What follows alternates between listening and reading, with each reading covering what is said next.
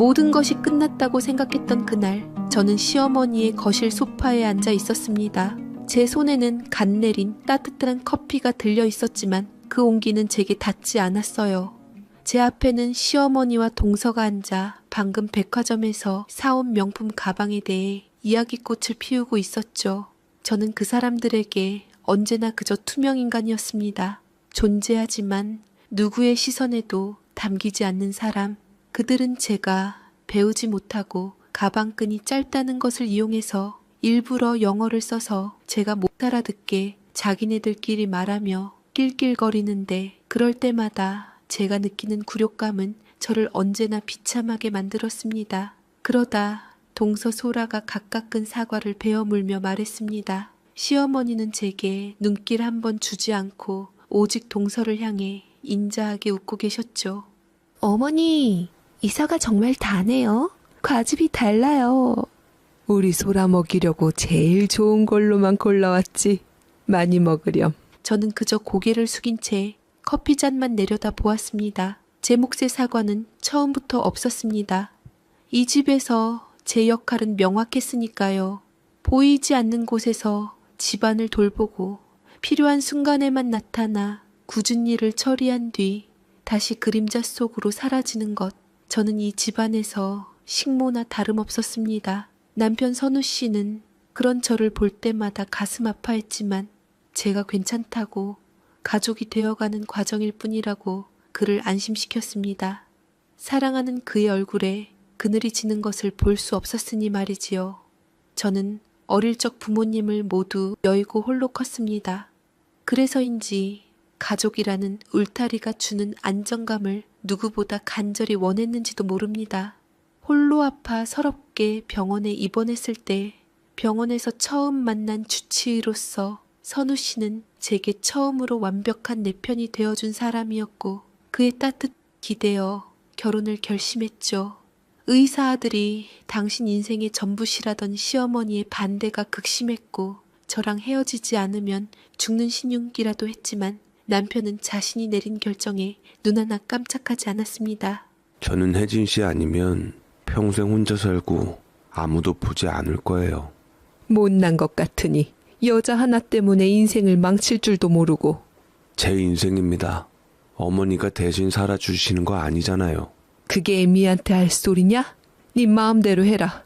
저것이랑 결혼하든 짐승이랑 결혼하든 난 이제 관여 안 하겠다. 저를 짐승에다 가져다 댄 시어머니. 남편은 아랑곳하지 않았고 어머니를 이긴 고집 덕에 겨우 결혼은 할 수 있었습니다.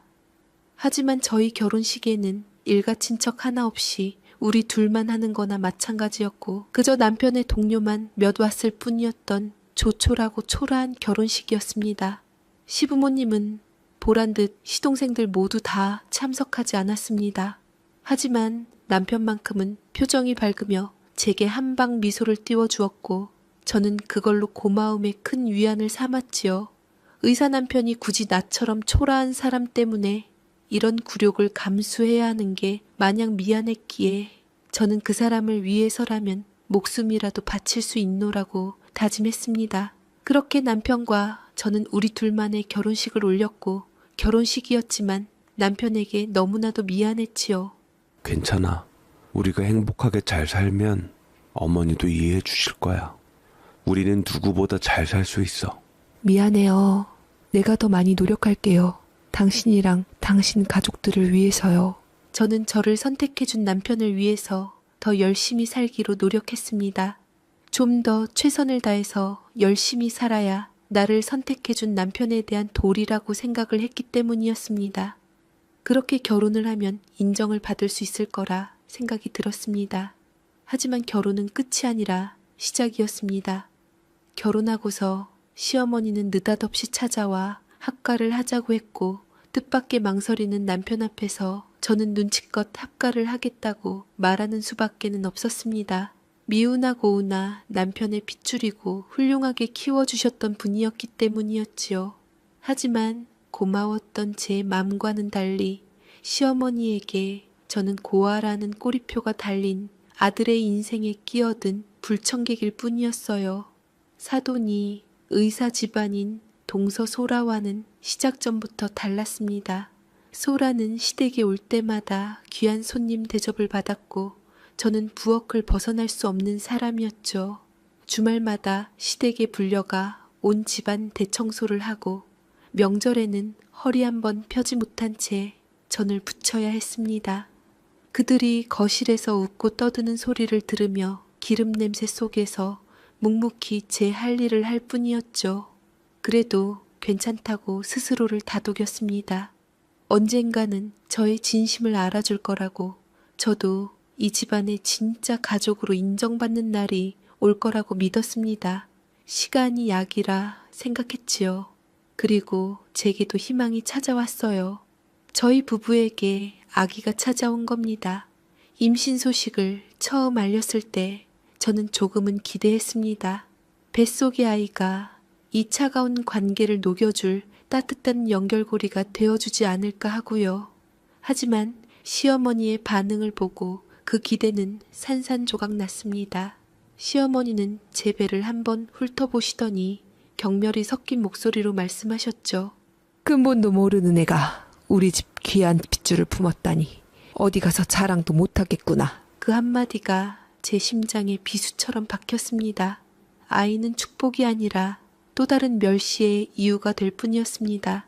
입덧이심에 밥도 제대로 넘기지 못하는 제게 시어머니는 유난 떤다며 타박했고 배가 불러오는 제게 더 많은 집안일을 시켰습니다.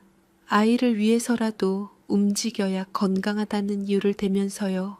그렇게 겨울이 깊어지고 시댁에 김장날이 다가왔습니다. 만삭에 가까워진 몸으로 수백 포기의 배추를 절이고 씻는 일은 고역 그 자체였습니다. 허리가 끊어질 듯 아파왔고 뱃속에서는 묵직한 통증이 느껴졌지만 쉴 수는 없었습니다. 동서소라는 손에 물 한 방울 묻히기 싫다며 거실에서 TV를 보고 있었고 시어머니는 매서운 눈으로 제 행동 하나하나를 감시하고 있었으니까요. 마지막으로 양념을 버무린 김치를 통에 담고 있을 때였습니다. 힘에 부쳐 잠시 허리를 펴는 순간 제 옆에 서 계시던 시어머니가 들고 있던 물그릇을 바닥에 아무렇지 않게 쏟아버렸습니다. 쨍한 겨울 공기 속에서 차가운 물이 타일 바닥으로 순식간에 퍼져나갔죠. 분명히 일부러 쏟아버린 것이었습니다. 그리고서 시어머니는 제게 아무 말도 하지 않고 마치 아무 일도 없었다는 듯 등을 돌려 부엌을 나섰습니다. 저는 얼어붙은 바닥과 흥건하게 고인 물을 번갈아 보았습니다. 그리고 무거운 김치통을 들어 옮기기 위해 조심스럽게 첫 발을 내디뎠습니다. 그 순간 제 발이 허공을 헛디디는 아찔한 감각과 함께 온몸의 균형이 무너져 내렸습니다. 차갑고 단단한 바닥이 제 등을 향해 무섭게 다가오고 있었습니다. 세상이 한순간 기울어지는 느낌과 함께 등 뒤로 차가운 충격이 전해졌습니다. 하는 둔탁한 소리와 함께 숨이 턱 막혔어요. 제 몸 위로 쏟아진 김칫소의 매운 냄새가 코를 찔렀고 그보다 더 지독한 통증이 아랫배에서부터 시작되었습니다. 이게 뭐야? 무언가 잘못되었다는 걸 본능적으로 알 수 있었죠. 제 안에서 소중하게 품고 있던 생명의 끈이 툭 하고 끊어지는 듯한 절망적인 감각이었습니다. 정신을 차렸을 때 저는 병원 침대에 누워 있었습니다. 하얀 천장과 소독약 냄새, 그리고 제 손을 꼭 잡고 있는 남편 선우 씨의 붉어진 눈이 보였어요. 남편이 나를 보고 있는 표정만으로도 모든 결과를 알 수 있었습니다. 아이는 제 곁을 떠났습니다. 제 안에서 따뜻 자라던 작은 생명은 차가운 타일 바닥 위에서 그렇게 사라져버린 겁니다. 눈물이 뺨을 타고 흘러 베개를 적셨지만 소리내어 울 힘조차 없었습니다. 몸보다 마음이 더 부서져 내리는 것 같았어요. 그저 텅 비어버린 제 배를 가만히 쓰다듬을 뿐이었습니다. 선우 씨는 아무 말 없이 제 어깨를 감싸 안아주었죠. 그의 품에서 저는 오랫동안 굳어있던 몸을 떨며 흐느꼈습니다. 그리고 퇴원할 때쯤 시어머니가 병실로 찾아왔습니다. 과일 바구니를 들고 온 그 여자의 얼굴에는 어떤 죄책감도 미안함도 보이지 않았어요. 오히려 모든 것이 제 탓이라는 듯한 냉담한 표정이었습니다. 그녀는 의자에 앉아 다리를 꼬고는 마치 남의 집 불구경하듯 저를 쳐다보며 입을 열었습니다. 몸이 부실하니 애 하나를 제대로 품지를 못하는구나. 네가 조금만 더 조심했어야지. 우리 집안 대를 끊어놓을 셈이야? 그 말을 듣는 순간 제 안에서 무언가가 완전히 무너져 내렸습니다. 제가 임신했는데도 자랑할 수 없다 할 때는 언제고 또 대를 끊어버릴 뻔했다고 하니 시어머니라는 사람은 제 꼬투리 잡기 급급한 사람 같았습니다. 슬픔과 허망함이 있던 자리에 차갑고 날카로운 분노가 차오르기 시작했어요. 저는 핏기 없는 입술을 달싸겨 간신히 대답했습니다. 어머님이 바닥에 물을 쏟으셨잖아요. 제가 그걸 밟고 넘어졌고요. 제 말에 시어머니는 코웃음을 쳤습니다. 참 기가 막히는구나. 그건 조심성 없는 네 탓 아니냐? 실수로 그깟 물 좀 쏟은 걸 가지고 어디서 핑계를 대. 네가 워낙 칠칠치 못해서 넘어진 걸 왜 내 탓으로 돌리니. 이래서 가정교육이 중요한 거야. 더 이상 대화는 무의미했습니다. 저는 그저 고개를 돌려 창밖을 바라보았습니다. 저 사람에게 저는 며느리도 자식을 잃은 어미도 아니었습니다. 그저 집안의 대를 잇는 도구였고 그 역할을 제대로 해내지 못한 불량품일 뿐이었죠. 퇴원 후 집으로 돌아온 저는 한동안 방 안에서만 지냈습니다. 기다렸던 아이였건만 아이도 잃고 제 마음도 잃었습니다. 선우 씨는 시댁과 연을 끊겠다며 몇 번이나 소리쳤지만 저는 그를 말렸습니다. 지금 감정적으로 행동해서는 안 된다고, 이대로 물러서는 건 너무 억울하다고 생각했어요. 이 지옥 같은 관계를 끝내는 방식은 도망치는 것이 아니라 제 발로 당당하게 걸어 나가는 것이어야 했습니다. 그렇게 모든 것을 포기한 채 멍하니 하루하루를 보내던 제게 사람이 죽으리라는 법은 없던지 제게 뜻밖의 희망이 생겼습니다. 그것으로 인해서 어찌 보면 살 수 있었어요. 제게 하늘에서 내려온 줄이었습니다. 우편함에 꽂혀 있던 두툼한 등기우편 하나가 제 손에 들려왔어요. 발신인은 시청 토지보상과였지요.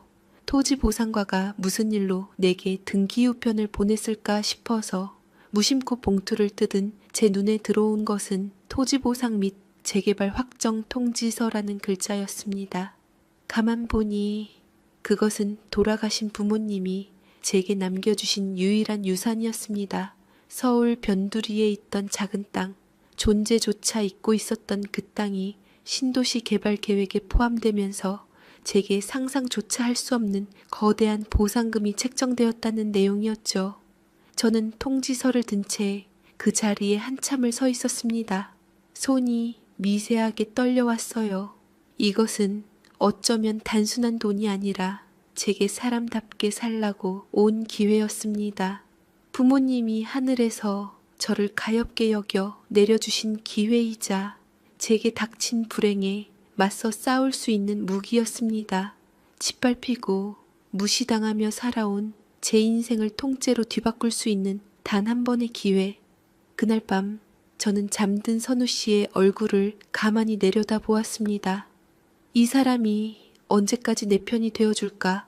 지금에야 자기 아이가 죽었으니 시부모님에 대한 원망이 있겠지만 핏줄인데 언제든 나를 내치지 않을까 생각이 들었지만 지금 제 전부였던 남편을 별로 의심하고 싶지는 않았습니다. 저는 조용히 일어나 서재로 향했습니다. 컴퓨터를 켜고 그동안 외면했던 세상의 소식들을 검색하기 시작했어요. 부동산, 주식, 투자, 제가 알아야 할 것들이 산더미처럼 많았습니다. 슬픔에 잠겨 있을 시간은 없었습니다. 이제부터는 달라져야 했습니다.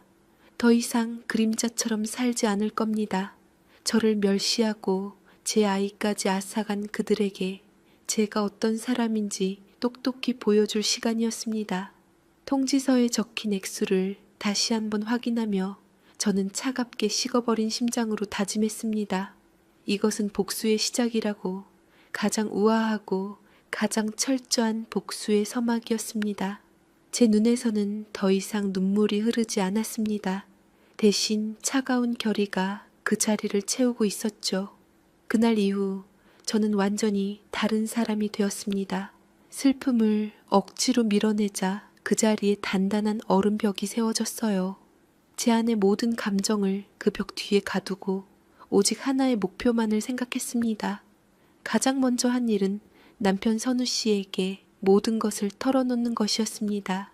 큰 맘 먹고 새벽녘에 잠에서 깬 그에게 토지 보상 통지서를 보여주었죠. 이게 뭐야? 부모님이 내 앞으로 물려준 재산인데 토지가 개발되면서 보상 금액이 커졌네. 뭐라고? 그게 정말이야? 처음에는 믿지 못하던 그는 서류에 찍힌 직인과 숫자를 몇 번이고 확인하고 나서야 제 손을 꽉 잡았습니다. 그의 눈에는 기쁨보다 안도감이 먼저 서려 있었어요. 이제 제가 더 이상 시댁 때문에 힘들어하지 않아도 된다는 생각에서였겠죠. 혜진아, 이제 다 괜찮아.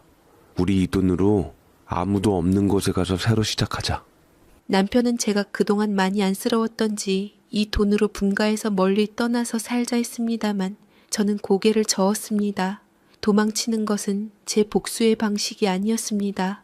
저는 선우 씨에게 제 계획을 차분히 설명하기 시작했습니다. 우리가 당분간 철저하게 가난한 부부를 연기해야 한다는 것, 그리고 이 돈은 우리의 미래를 위한 가장 강력한 무기가 될 것이라는 사실을요. 처음에 당황해했던 남편이었지만 제 눈에 서린 결의를 본 그는 더 이상 아무것도 묻지 않고 제 뜻을 따르기로 했습니다. 그 사람은 언제나 제 편이었으니까요. 다음 날부터 제 하루는 완전히 바뀌었습니다. 오전에는 도서관으로 가 경제서적과 투자 관련 책들을 닥치는 대로 읽었습니다.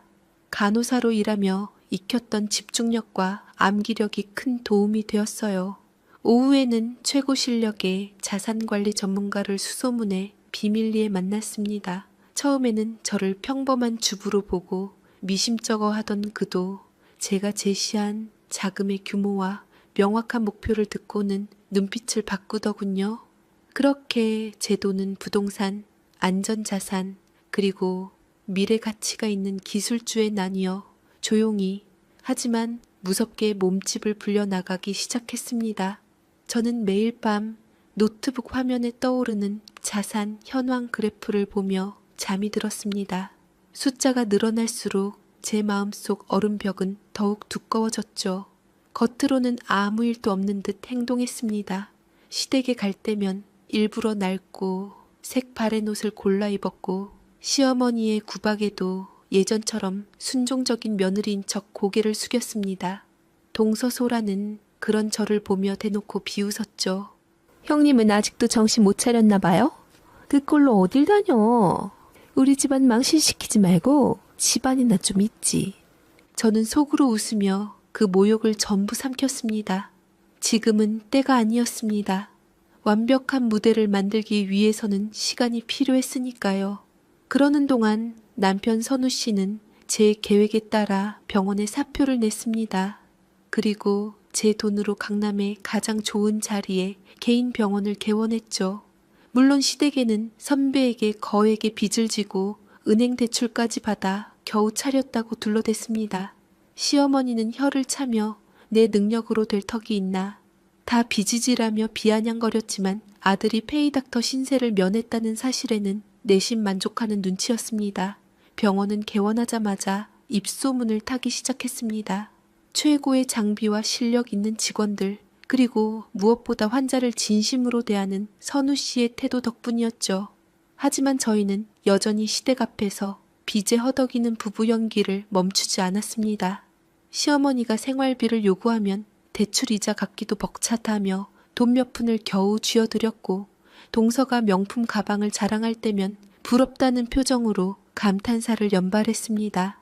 그들은 자신들이 서 있는 무대가 얼마나 위태로운지 전혀 눈치채지 못한 채 저를 마음껏 내려다보며 우월감을 즐기고 있었죠.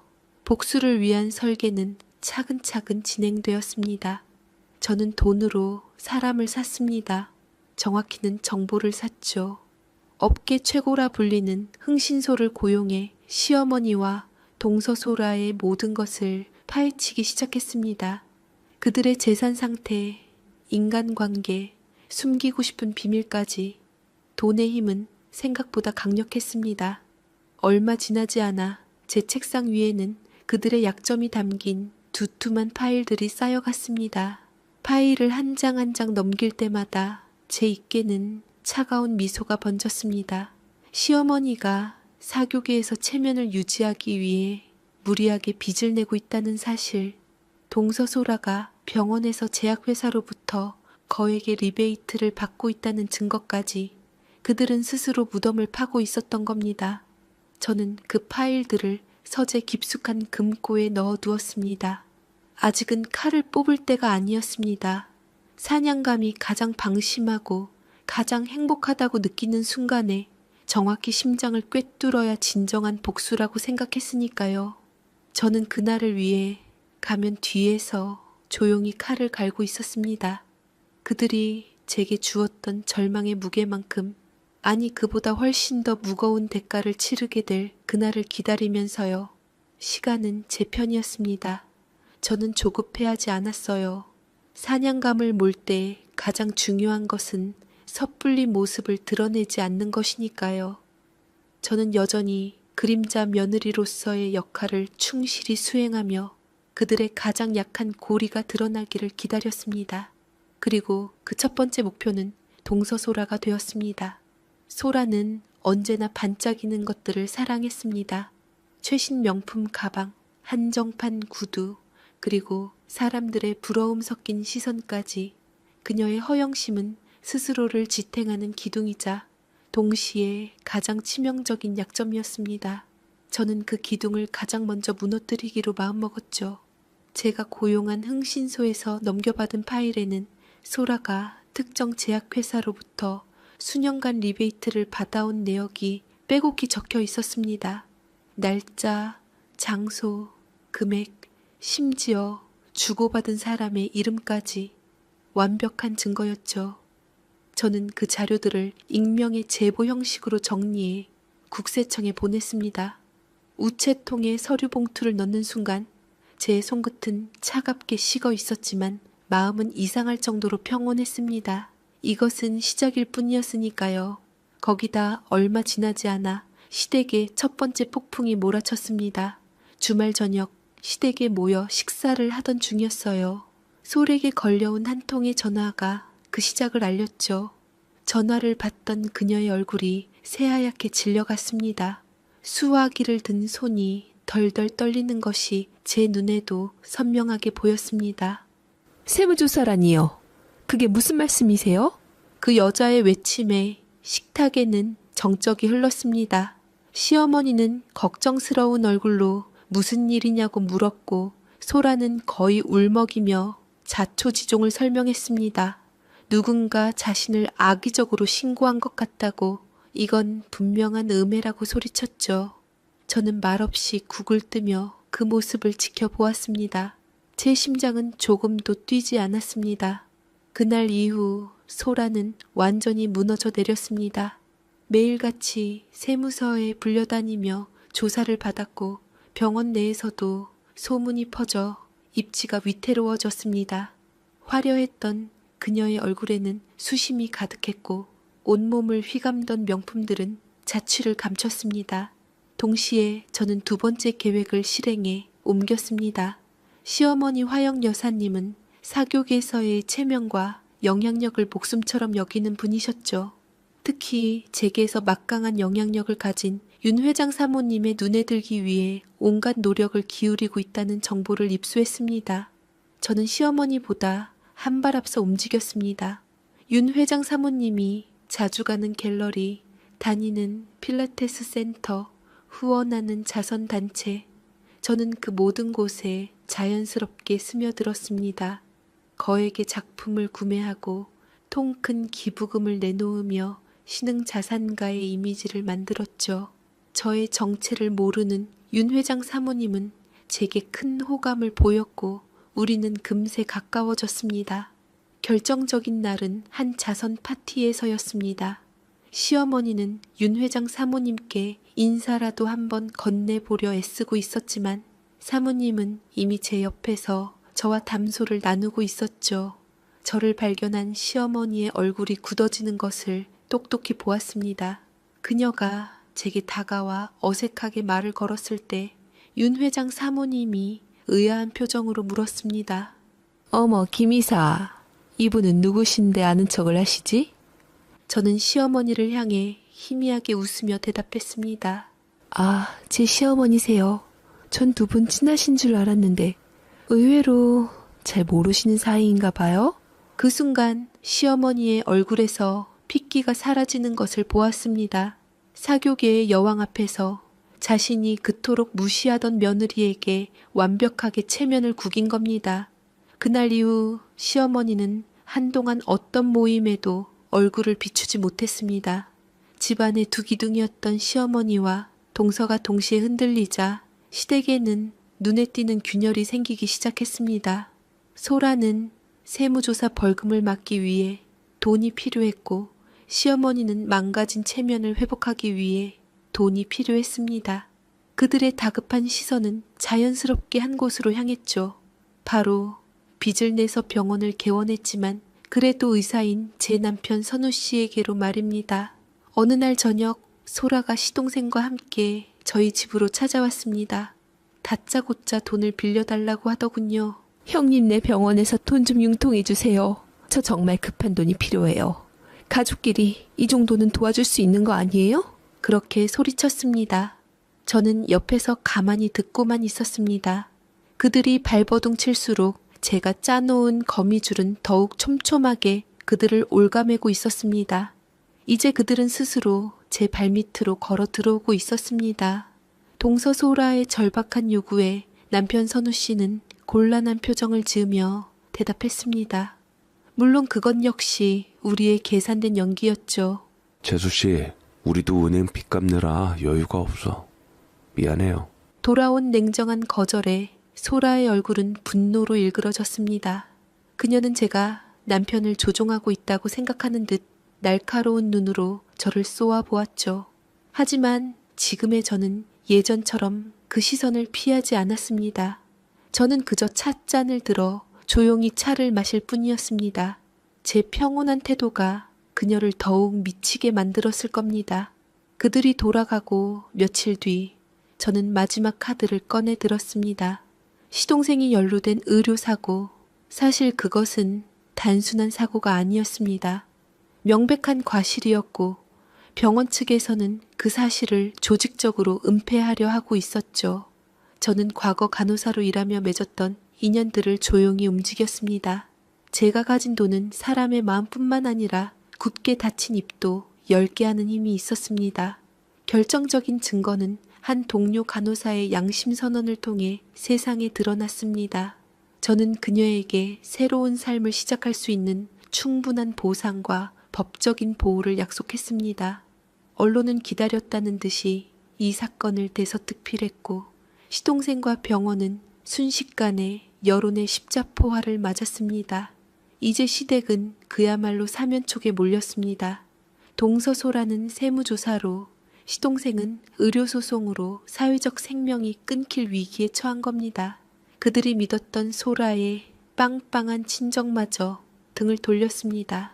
집안 망신 다 시켰다며 모든 지원을 끊어버린 거죠. 화려했던 성에 갇혀 살던 그들은 이제 성벽이 무너지자 비바람을 막아줄 지붕 하나 없는 처지가 된 셈이었습니다. 그들이 기댈 곳은 이제 단 한 군데밖에 남지 않았습니다. 비록 빚쟁이 신세지만 그래도 강남의 번듯한 병원을 가지고 있는 저희 부부. 그들에게 저희는 마지막 동화줄처럼 보였을 겁니다. 어쨌든 시동생과 남편은 형제 사이이고 혈육이었으니 말이지요. 결국 그들은 스스로 제 발밑으로 왔습니다.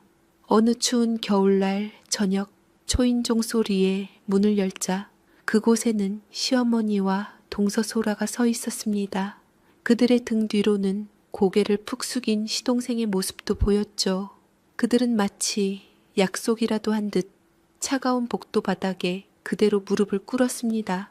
한때 세상을 다 가진 듯 거만했던 그들의 모습은 온데간데 없었습니다. 시어머니는 제 바짓가랑이라도 붙잡을 듯 애원하기 시작했습니다. 아가, 내가 다 잘못했다. 제발 우리 좀 살려다오. 네 남편한테 말해서 그 돈 많은 선배한테 5억만 빌려줄 수 있는지 좀 부탁 좀 해봐라. 제발. 5억이 누구 지나가던 개 이름인가요? 5억을 빌려드릴 수 있으면 갚을 능력은 있으시고요? 그럴 것 같으면 은행에서 빌리시지요. 은행이고 뭐고 다 돈 융통할 곳이 막혀서 그렇잖니. 그러지 말고 딱 한 번만 도와줘라. 가족 좋다는 게 뭐니? 옆에 있던 소라도 눈물 콧물을 쏟으며 거들었습니다. 그 모습은 처절하다 못해 비참해 보였습니다. 저는 아무 말 없이 무릎 꿇은 그들을 가만히 내려다 보았습니다. 제 심장은 여전히 차갑게 식어 있었지만 마음 한구석에서 아주 희미한 떨림이 느껴졌습니다. 이것은 동정이나 연민이 아니었습니다. 오랫동안 기다려온 순간이 마침내 눈앞에 펼쳐졌을 때의 전율 같은 것이었죠. 며칠 뒤 저는 그들에게 가족끼리 마지막으로 식사나 하자며 연락을 했습니다. 장소는 시내에서 가장 전망이 좋은 호텔의 최고급 레스토랑이었습니다. 어리둥절하면서도 혹시나 하는 마음에 약속 장소에 나온 그들은 화려한 레스토랑의 모습에 잠시 넋을 잃은 듯 보였습니다. 저는 이미 도착해 창가 가장 좋은 자리에 앉아 그들을 기다리고 있었죠. 형님, 여긴 어떻게? 동서소라가 조심스럽게 물었습니다. 저는 그저 웃으며 자리에 앉으라고 권할 뿐이었습니다. 남편 선우 씨는 제 옆에서 굳은 표정으로 앉아 있었죠. 곧이어 값비싼 코스 요리가 나오기 시작했습니다. 평소 같았으면 음식 맛을 평가하며 호들갑을 떨었을 그들이었지만 그날은 누구 하나 제대로 음식을 넘기지 못했습니다. 어색하고 무거운 침묵만이 식탁 위를 맴돌았죠. 모든 식사가 끝나고 직원이 디저트와 함께 최고급 와인을 가져왔습니다. 제가 미리 주문해 둔 것이었죠.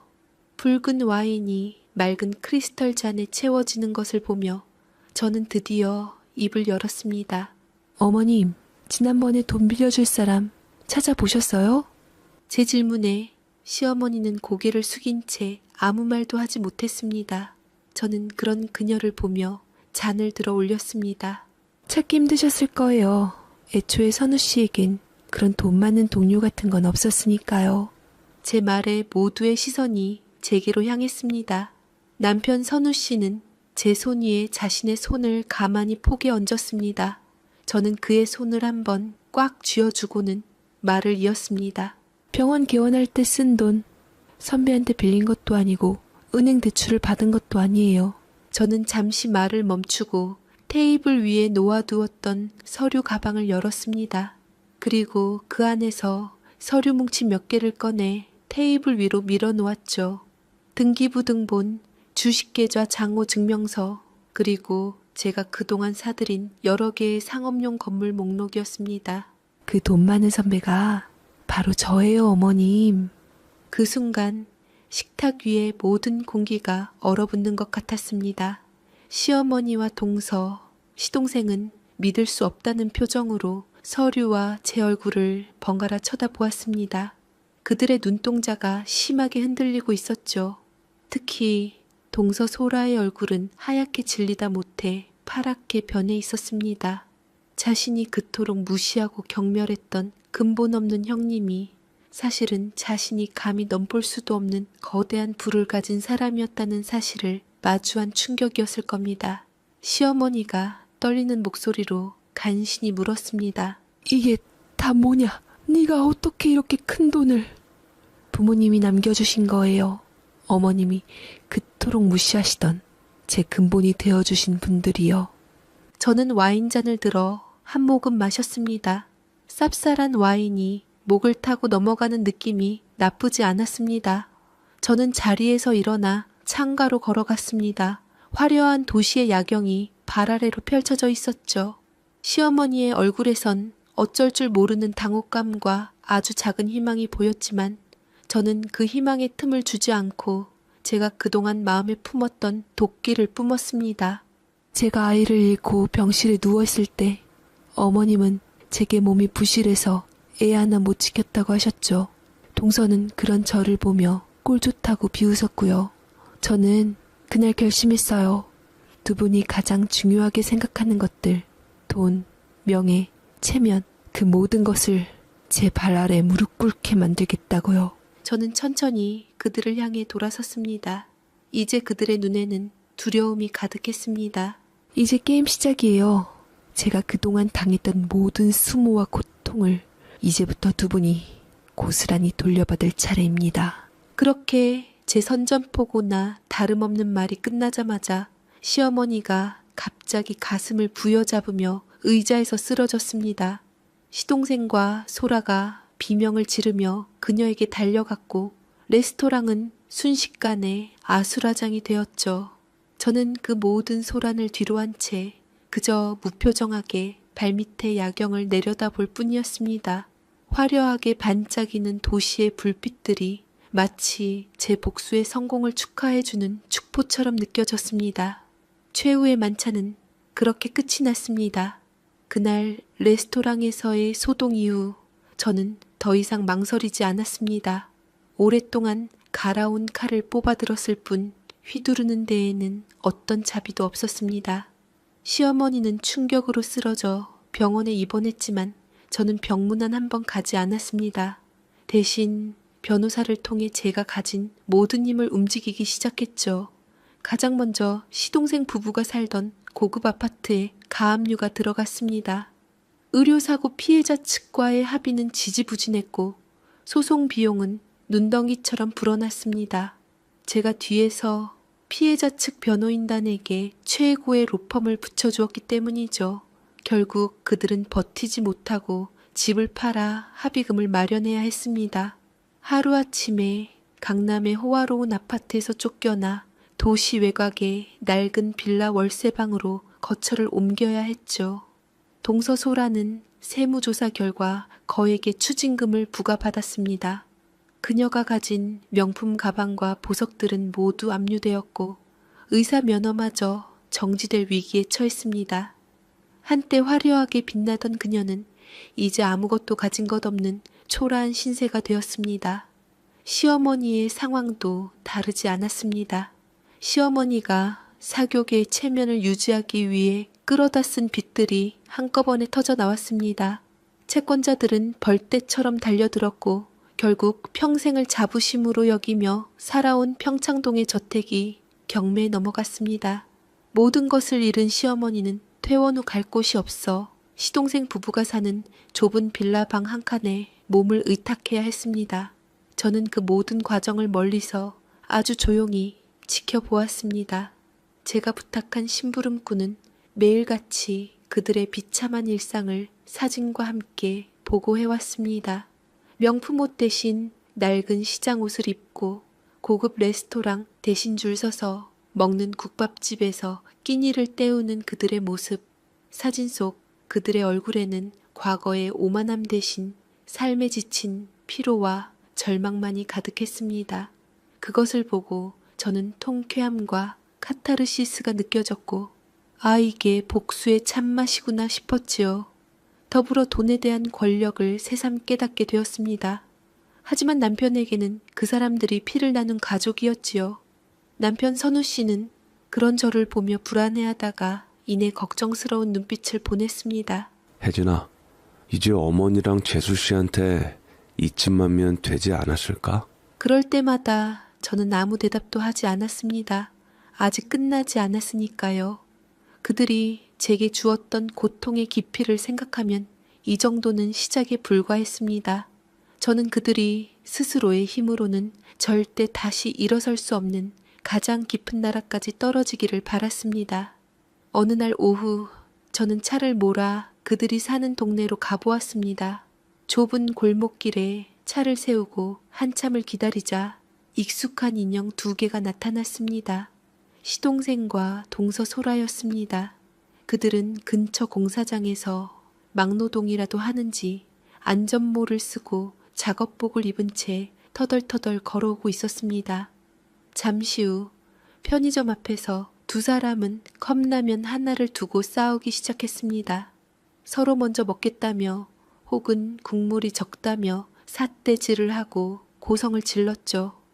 주변 사람들이 힐끔거렸지만 그들은 아랑곳하지 않았습니다. 한때는 최고급 레스토랑에서 칼질을 하던 그들이 이제는 길거리에서 컵라면 하나 때문에 서로를 핥히고 있었습니다. 저는 선글라스를 낀 채 차 안에서 그 모든 광경을 무표정하게 지켜보았습니다. 제 마음속에서는 어떤 감정도 일어나지 않았습니다. 동정심도, 연민도, 심지어 통쾌함조차도 느껴지지 않았습니다. 그저 텅 빈 공허함만이 가득했죠. 마치 오랫동안 준비했던 연극의 마지막 막이 내리는 것을 보는 기분이었습니다. 그들이 시야에서 사라진 뒤 저는 조용히 차를 돌렸습니다. 집으로 돌아오는 길, 저는 남편에게 전화를 걸어 말했습니다. 여보, 우리 전화번호 바꾸고 당분간 아무도 모르는 곳으로 여행이라도 다녀올까? 수화기 너머에서 남편의 안도하는 듯한 숨소리가 들려왔습니다. 제 복수는 이제 끝났습니다. 추락에는 날개가 없다는 말을 그들은 온몸으로 깨닫게 될 테니까요. 이제 그들의 삶에 제가 관여할 일은 더 이상 없었습니다. 그들은 이제 그들만의 지옥 속에서 서로를 원망하며 살아갈 것이었습니다. 그것이 제가 내리는 마지막 형벌이었습니다. 남편과 함께 떠난 여행은 길었습니다. 우리는 휴대폰 번호를 바꾸고 한동안 한국에서의 모든 소식을 끊은 채 낯선 도시들을 떠돌았죠. 아름다운 풍경을 보고 맛있는 음식을 먹으며 저는 잃어버렸던 평온을 되찾으려 애썼습니다. 남편은 제 곁에서 묵묵히 저를 지지해 주었고요. 겉으로는 모든 것이 완벽해 보였습니다. 하지만 제 마음속 깊은 곳에 자리 잡은 공허함은 좀처럼 채워지지 않았습니다. 잠이 들면 텅 비어버린 제 배를 쓰다듬던 그날의 감각이 되살아났고 차가운 타일 바닥에 쓰러지던 순간이 꿈에 나타나곤 했습니다. 복수는 끝났지만 제 상처는 조금도 아물지 않았던 겁니다. 오히려 복수라는 목표가 사라지자 갈 곳 잃은 분노와 슬픔이 저를 더욱 잠식해 들어왔습니다. 몇 달간의 여행을 마치고 한국으로 돌아왔을 때 저는 변호사로부터 그동안 밀린 보고를 받았습니다. 시댁 식구들의 삶은 제가 예상했던 그대로였습니다. 시동생 부부는 쫄딱 망해버려서 그렇게 믿었던 친정에서도 의지하지 못하고 힘든 삶을 이어가고 있었고, 시어머니는 건강이 악화되어 방 한 구석에 누워 지내는 날이 많다고 했습니다. 그들은 서로를 탓하고 원망하며 희망 없는 하루하루를 보내고 있었죠. 보고서의 마지막 장에는 뜻밖의 내용이 적혀 있었습니다. 바로 조카에 관한 이야기였습니다. 시동생 부부가 아이를 제대로 돌볼 형편이 되지 않아 조카를 혼자 두게 했다가 집에 불이 나는 바람에 아이가 방임되었다는 것을 알고 지금은 아동보호센터에 임시보호 조치되었다는 내용이었습니다. 그 문장을 읽는 순간 단단하게 얼어붙어 있던 제 심장에 처음으로 금이 가는 소리가 들렸습니다. 어른들의 싸움 속에서 가장 큰 상처를 받고 있을 몇 번 봤던 어린 조카. 식구들이 다들 무시해도 오로지 어린 조카만이 제게 환한 얼굴로 인사해주며 따랐지요. 저는 한 번도 그 아이의 존재를 진지하게 생각해 본 적이 없었습니다. 복수의 대상은 오직 저를 괴롭혔던 세 사람뿐이었으니까요. 저로 인해 아이까지 상처를 입게 되었으니 이에 대한 책임은 제가 지는 것이 맞았습니다. 다음 날 저는 누구에게도 알리지 않고 혼자 아동보호센터를 찾아갔습니다. 상담실 한쪽의 작은 창문을 통해 저는 조카를 처음으로 제대로 마주했습니다. 또래 아이들보다 훨씬 왜소한 체구에 잔뜩 겁을 먹은 눈으로 구석에 웅크리고 앉아있는 아이. 그 작은 등에서 저는 어릴 적 제 모습을 보았습니다. 부모님을 잃고 세상에 홀로 남겨졌을 때의 막막함과 외로움, 제가 평생을 잊으려 애썼던 그 감정이 아이의 눈망울에 고스란히 담겨 있었습니다. 그 순간 깨달았습니다. 제 복수는 완벽하지 않았다는 것을, 저는 그들에게서 모든 것을 빼앗았다고 생각했지만 정작 가장 중요한 것을 놓치고 있었습니다. 이 복수의 연쇄 속에서 또 다른 약자가 고통받고 있다는 사실을요. 아이는 아무 잘못이 없었습니다. 저는 그 길로 차를 몰아 시동생 부부가 일한다는 공사장 근처의 식당으로 향했습니다.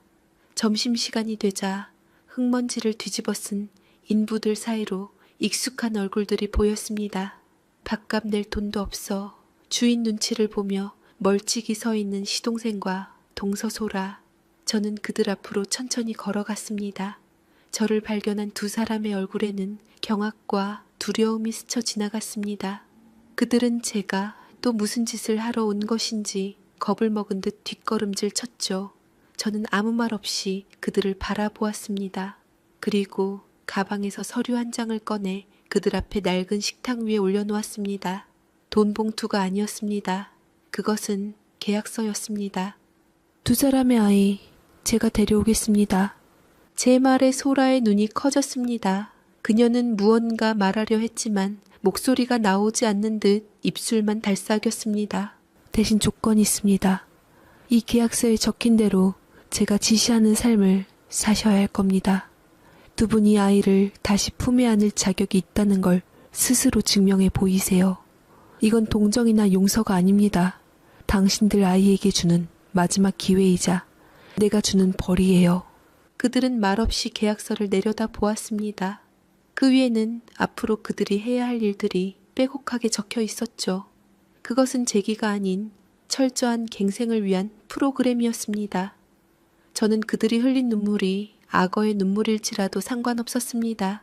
중요한 것은 이제부터 그들의 삶의 주도권이 다시 한번 온전히 제 손안에 들어왔다는 사실이었습니다. 그리고 이번에는 파멸이 아닌 다른 길을 제시해 볼 참이었습니다. 계약은 체결되었습니다. 시동생 부부에게는 다른 선택지가 없었으니까요. 저는 아동보호센터에서 조카를 데려와 저희 집으로 옮겼습니다. 아이는 처음 며칠간 극도의 불안감을 보이며 제게서 눈을 떼지 못했지만 따뜻한 음식과 깨끗한 잠자리 그리고 일정한 생활 속에서 서서히 안정을 찾아갔습니다. 그 사이 시댁 식구들의 새로운 삶이 시작되었습니다. 제가 제시한 조건은 가혹할 정도로 철저했습니다. 시어머니는 제가 소유한 작은 상가 건물의 청소부로 일하게 되었습니다. 매일 새벽 아무도 없는 텅 빈 건물을 쓸고 닦는 것이 그녀의 일이었습니다. 평생 남의 손에 물 한 방울 묻히지 않고 살아온 그녀에게는 육체적으로나 정신적으로나 고된 일이었을 겁니다. 시동생은 남편의 병원에서 가장 낮은 직급의 직원으로 채용되었습니다. 그의 일은 병원의 굳은 일을 도맡아 하는 것이었죠. 환자들의 휠체어를 밀고 무거운 의료 폐기물을 나르고 수술실 바닥을 닦는 일까지. 한때는 흰 가운을 입고 존경받던 의사였지만 이제는 모두가 기피하는 일을 묵묵히 해내야 했습니다. 동서솔에게는 가장 혹독한 조건이 주어졌습니다. 그녀는 매일 아침 무료 급식소로 가서 200시간의 사회봉사를 시작했습니다. 봉사가 끝난 뒤에는 제가 지정한 작은 중소기업의 격리 보조로 출근해야 했죠. 화려한 의사가운 대신 낡은 앞치마와 값싼 사무복이 그녀의 새로운 유니폼이 되었습니다. 저는 그들의 모든 생활을 통제했습니다. 월급은 제 명의의 통장으로 들어왔고 저는 그들에게 교통비와 식비를 포함한 최소한의 생활비만을 지급했습니다. 그들이 사는 낡은 빌라는 CCTV를 설치해 모든 것을 지켜보았습니다. 이것은 용서가 아니었습니다. 제가 정한 규칙 안에서 죗값을 치르게 하는 저만의 방식이었습니다. 처음에는 반발도 심했습니다. 동서소라는 몇 번이나 일을 그만두겠다며 뛰쳐나갔고 시동생은 술에 취해 제게 전화를 걸어 울부짖기도 했습니다. 그럴 때마다 저는 조카의 사진을 한 장 보낼 뿐이었습니다. 아이의 웃는 얼굴은 그 어떤 협박보다 강력한 족쇄가 되어 그들을 다시 일터로 돌려보냈습니다. 시간이 흐르면서 그들은 서서히 변하기 시작했습니다. 매일 새벽 찬 공기를 맞으며 빗자루질을 하던 시어머니는 어느 날부터인가 건물 앞 화단에 작은 꽃을 심기 시작했습니다. 땀 흘려 일하는 것의 가치를, 그리고 작은 생명을 돌보는 기쁨을 아주 조금씩 알아가는 듯 보였습니다. 남편의 병원에서 묵묵히 일하던 시동생은 한 응급 환자가 발생했을 때 몸이 먼저 반응해 초기 응급처치를 도왔습니다. 그 일로 남편에게 칭찬을 들은 날, 그는 퇴근 후에도 한참 동안 병원 앞에 서서 불 켜진 수술실을 올려다보았다고 합니다. 잃어버렸던 의사로서의 사명감을 다시 떠올렸을지도 모릅니다. 가장 큰 변화는 동서소에서 나타났습니다. 무료 급식소에서 자신보다 더 어려운 사람들을 마주하고 작은 회사에서 엑셀과 씨름하며 돈 버는 것의 어려움을 몸소 체험하면서 그녀의 얼굴에서 오만함이 사라지고 그 자리에 피곤하지만 단단한 표정이 자리 잡기 시작했습니다. 어느 날 저녁 퇴근하던 시어머니가 저희 집 앞에 작은 봉투 하나를 두고 갔습니다. 안에는 꼬깃꼬깃한 10,000원짜리 몇 장과 함께 짧은 메모가 들어 있었습니다. 이걸로 우리 손주 과자라도 사주렴. 그녀가 청소 일을 해서 받은 첫 월급의 일부였습니다. 저는 그 돈을 손에 쥔 채 한참을 현관에 서 있었습니다. 제 안에 단단했던 얼음 벽에 또 한 번 아주 미세한 균열이 가는 소리가 들렸습니다. 저는 그 돈으로 과자를 사지 않았습니다. 대신 작은 저금통을 사서 그 돈을 넣었죠. 그날 밤 저는 잠든 조카의 머리를 쓰다듬으며 생각했습니다. 어쩌면 진정한 복수는 상대를 파멸시키는 것이 아니라 그들을 완전히 다른 사람으로 만들어 버리는 것일지도 모른다고. 그리고 그 변화의 과정을 지켜보는 것이 제게 남겨진 마지막 과제일지도 모른다고 말입니다. 그것은 여전히 형벌의 연장선이었지만 그 끝에는 아주 희미하게 다른 길이 보이는 듯 했습니다. 계약이 시작된 지 1년이라는 시간이 흘렀습니다. 계절이 4번 바뀌는 동안 많은 것들이 제자리를 찾아갔습니다. 시댁 식구들은 더 이상 제 감시나 통제 없이도 각자의 자리에서 묵묵히 하루를 살아냈습니다. 땀 흘려 번 돈의 가치를 알게 되었고 서로에게 상처 주던 말 대신 따뜻한 밥 한 끼를 걱정하는 사이가 되어 있었습니다. 저는 그동안 그들의 월급을 단 한 푼도 쓰지 않고 따로 모아두었습니다. 그 돈은 이제 꽤 큰 액수가 되어 있었죠. 그리고 제 뱃속에서는 새로운 생명이 자라고 있었습니다. 유산의 아픔을 딛고 저와 남편에게 기적처럼 다시 찾아온 아이였습니다. 조카의 첫 번째 생일날 저는 처음으로 시댁 식구 모두를 저희 집으로 초대했습니다. 예전처럼 화려한 레스토랑이 아닌 평범한 저희 집 거실이었습니다. 어색한 분위기 속에서 식사가 시작되었지만 조카의 웃음소리가 그 어색함을 조금씩 녹여주었습니다. 식사가 끝난 후 저는 그동안 모아두었던 통장 하나를 테이블 위에 올려놓았습니다. 시동생 부부의 이름으로 된 그들이 지난 1년간 땀 흘려 번 돈이 고스란히 담겨있는 통장이었습니다. 이건 2사람 돈이에요. 이제 2사람이 직접 아이를 키울 집을 구하세요. 제 말에 시동생 부부는 아무 말 없이 통장만 내려다 보았습니다. 동서소라의 눈에서 조용히 눈물이 흘러내렸습니다. 그것은 과거의 분노나 굴욕의 눈물이 아니었습니다. 그때 거실 한쪽에 조용히 앉아 계시던 시어머니가 자리에서 일어나 제 앞에 섰습니다. 그리고는 아무 말 없이 제 손을 꼭 잡고 제 앞에 깊이 고개를 숙였습니다. 주름진 손에서 전해져 오는 온기와 떨림, 그 안에는 수만 가지의 말이 담겨 있었습니다. 미안함, 고마움, 그리고 참회. 아가, 내가 정말 미안했다. 다 내 잘못이야. 사람이 흥할 때도 있고 망할 때도 있는 법인데 네가 내 손을 잡아주는 존재가 될 줄 몰랐구나. 내가 그동안 정말 미안했다. 미안하다는 여러 마디에 제 마음을 짓누르던 마지막 얼음 조각이 햇살에 녹아내리듯 스르르 사라지는 것을 느꼈습니다.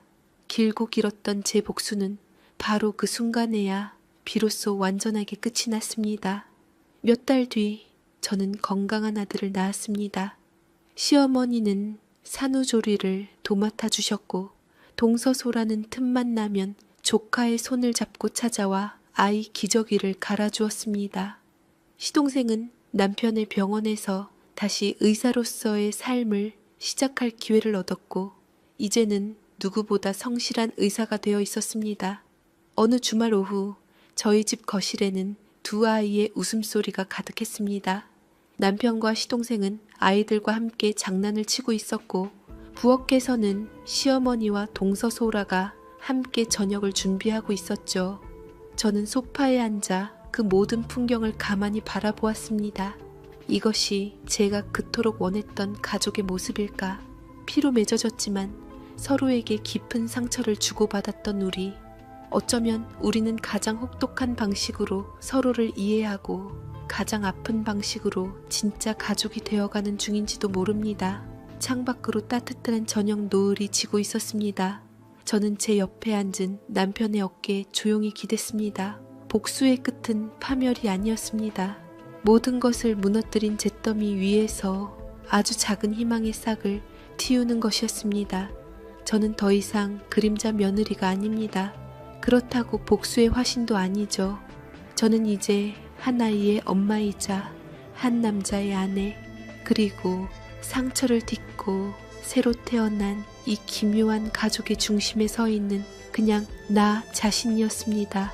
스스로의 힘으로 빛을 내는 이 집안의 진짜 여왕이 된 것입니다. 그리고 그 사실만으로도 저는 충분히 행복했습니다. 이건 제 힘이라기보다 하늘에 먼저 가서 저를 딱하게 해준 부모님이 내려준 저의 가치였습니다. 제 사연 읽어주셔서 감사합니다.